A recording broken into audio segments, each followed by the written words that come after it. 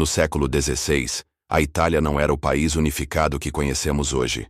Era um mosaico de cidades-estado independentes, constantemente em guerra entre si e vulneráveis à influência de potências estrangeiras como a França e a Espanha.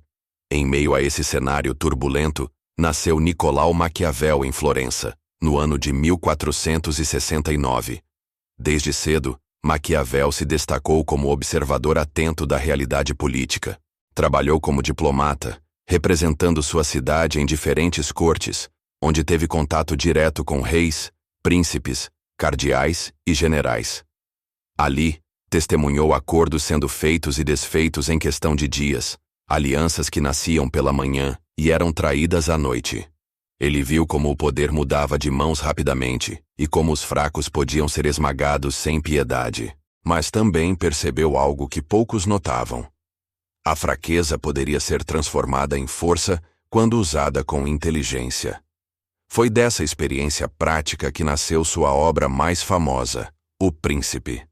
Diferente dos tratados idealistas de sua época, o livro não falava de como o poder deveria ser, mas de como ele realmente funcionava. Era um manual cru e direto, que descrevia as engrenagens do poder como elas se apresentavam diante dos olhos de quem as vivia todos os dias. O grande truque de Maquiavel, que o tornou amado por uns e odiado por outros, foi revelar que o poder podia ser invertido, que aquele aparentemente fraco, sem exércitos ou riqueza, poderia virar o jogo se soubesse usar a astúcia. Ele compreendeu que a política não se sustentava apenas pela bondade, pelo amor ou pela honra, mas pela estratégia, pela manipulação das aparências e pelo controle da percepção. Maquiavel escreveu uma frase que ecoa até hoje: "É melhor ser temido do que amado, se não puder ser os dois." Muitos interpretaram essas palavras como crueldade gratuita, mas o que ele queria dizer era mais profundo. O amor do povo é instável. Muda de acordo com o vento, com os humores, com os interesses do momento. Já o medo, quando bem administrado, gera respeito, cria barreiras e mantém a ordem. Para Maquiavel, a estabilidade não vinha de sentimentos passageiros, mas da construção de uma imagem firme, mesmo que nos bastidores, o governante fosse tão humano e falho quanto qualquer outro.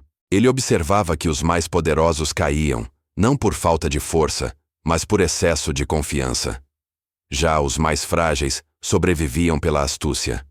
O truque, portanto, estava em dominar a arte da aparência.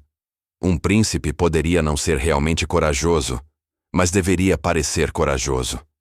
Poderia não ser justo em todas as decisões, mas deveria parecer justo. Para o povo e para os rivais, a percepção importava mais do que a realidade. Quem soubesse manipular a imagem que projetava, teria mais poder do que aquele que apenas se apoiava na força bruta. Maquiavel aconselhava: nunca revele totalmente suas intenções. Deixe que os outros dependam de você. Use alianças quando for conveniente, mas esteja pronto para rompê-las no instante em que não servirem mais.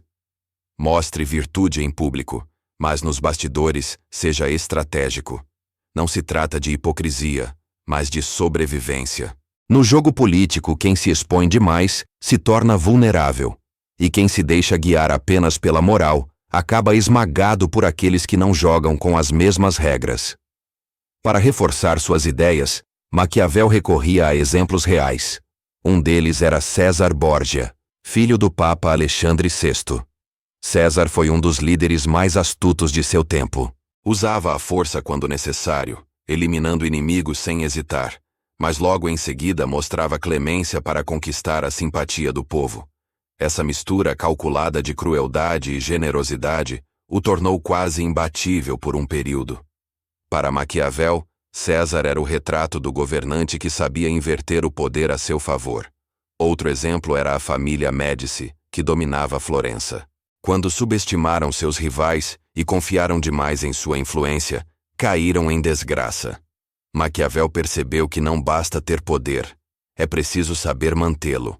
O erro mais fatal de um governante é acreditar que sua posição é intocável. Até mesmo Alexandre, o Grande, séculos antes, aplicava esse princípio. Ele se mostrava generoso com os aliados, oferecendo recompensas e reconhecimento. Mas com os inimigos era implacável, punindo-os de forma exemplar. A mensagem era clara.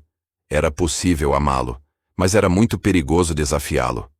Todos esses exemplos reforçavam a ideia de que o poder é uma balança em constante movimento. Quem parecia fraco podia, em determinado momento, assumir o controle da situação se soubesse jogar com inteligência. O que torna o truque de Maquiavel tão perturbador é a sua atualidade. Ele não descreveu apenas os jogos de poder do século XVI. Ele descreveu o comportamento humano. Por isso, suas ideias são aplicáveis ainda hoje, em governos, empresas e até em relações pessoais. No ambiente de trabalho, por exemplo, quem controla informações estratégicas tem poder, mesmo que não ocupe o cargo mais alto. Em uma negociação, muitas vezes vence aquele que demonstra menos interesse, porque transmite a impressão de que não precisa desesperadamente do acordo. Nas relações pessoais, quem se mantém firme diante das perdas atrai respeito, enquanto quem demonstra fraqueza excessiva se torna alvo fácil. Em todos esses cenários, a lógica é a mesma. O poder não está apenas no que você tem, mas no que os outros acreditam que você tem. Não está apenas na sua força real, mas na percepção que cria ao seu redor. Maquiavel foi acusado de ser diabólico, de ensinar a corrupção e a maldade. Mas, na verdade, ele apenas descreveu o mundo como o via. Para ele, ignorar a realidade em nome de ideais era uma forma de condenar-se à derrota. Sua mensagem não era de destruição, mas de sobrevivência. E sua revelação mais simples e mais profunda foi esta: o poder não pertence necessariamente ao mais forte, mas ao mais astuto. Essa ideia é o coração do seu truque para inverter o poder. O fraco pode se tornar forte quando aprende a manipular percepções, quando cria dependência, quando controla informações, quando aparenta virtude e coragem mesmo diante do medo. O poderoso pode se tornar frágil quando se expõe demais, quando acredita que é amado sem perceber que o amor pode mudar com o tempo. No fim, o grande ensinamento de Maquiavel é que o poder é uma ilusão constantemente disputada. E quem entende essa ilusão, consegue inverter o jogo. Por isso sua obra continua viva depois de 500 anos. Porque em cada ambiente onde há disputa, em cada cenário de competição, em cada relação humana, ainda vemos as regras que ele descreveu em ação. E é impossível não reconhecer que, muitas vezes, os fins continuam justificando os meios.